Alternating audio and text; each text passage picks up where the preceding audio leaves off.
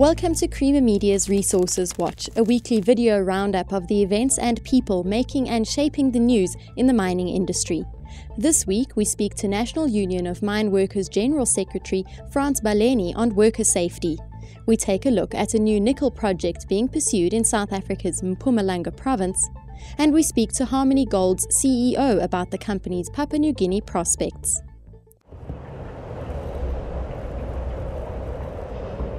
Frans Baleni discusses his views on the possible amendment to the Mine Health and Safety Act.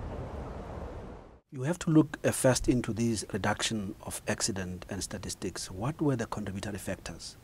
Direct contributory factors, it has been tightening of health and safety legislation across the globe. We had high number of fatalities in Europe, the UK and Australia, but because of the tightened legislation, the numbers has dropped in certain instances to zero. Even in South Africa, we have a strong view that with a tightened legislation, we can result into a zero fatality mining industry. So our view is that we fully support the amended Health and Safety Act to ensure that we have a safe working environment. We are confident that no shareholder want to enjoy dividends paid out of blood of mine workers. But what is your view on the fact that there's fears that this might actually scare away potential investors? This is not extraordinary if you look into other parts of the globe where such piece of legislation are in place, that in the event negligence has been found, you will be prosecuted. In this instance, it cuts across from a lowest paid worker up to the chief executive. If indeed it has been found that there has been negligence on your part, appropriate steps are being taken, which would include prosecution or penalty payment to a maximum of R1 million.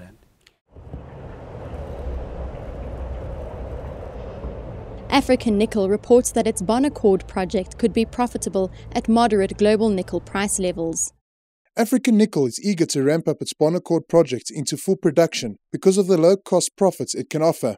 African Nickel Director Richard HORNSEY reports on the plans for the project for 2010. For 2010, what we will do during 2010 is complete the concept study, which is a preliminary evaluation of the economic potential of the known mineralisation, as well as completing our upside exploration, which is evaluating the addition for additional ore and additional grade.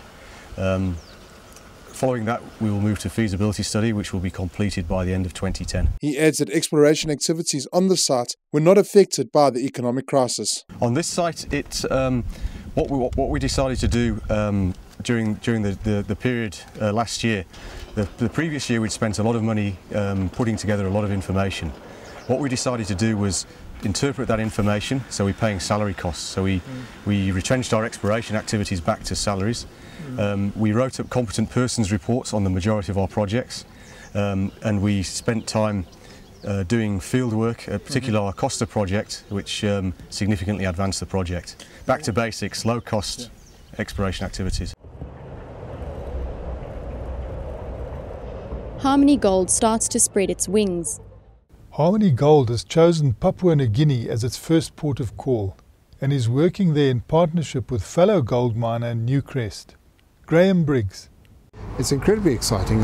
That whole province of Wafi-Golpu, gold and copper, we now have equivalent of a huge number of resource ounces. More drilling needs to be done, sure. More feasibility studies need to be done.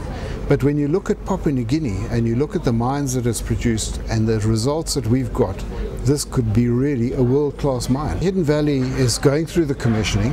It's going to be a great mine. It's going to have good cash costs. Harmony is also continuing to explore west of its Wafi-Golpu asset, which is being firmed up.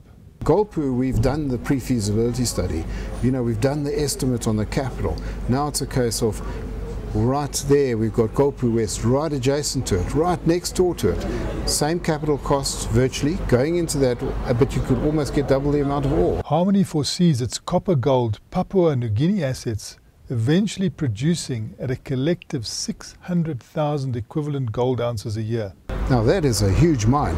That's bigger than more than double that we have in South Africa on one of our single. You know, our biggest mines, of course, produce less than half that. But Papua New Guinea is not without its political risks. But you know, we've been there for probably nearly 7 years now, and it's an exciting. You know, we've got full support from the government. We've got a lot of local support. It's difficult to infrastructure, you know, and there's a lot of international mining companies there. You know, all the big guns are in Papua New Guinea. It's a great province.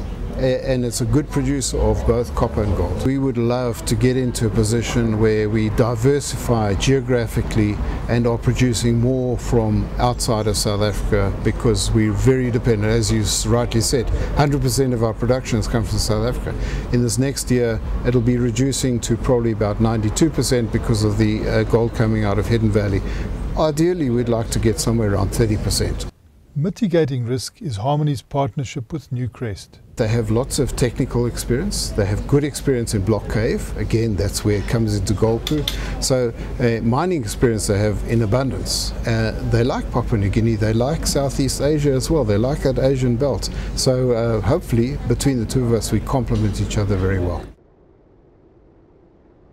For mining news as it breaks, stay logged on to miningweekly.com and register for our free daily newsletter.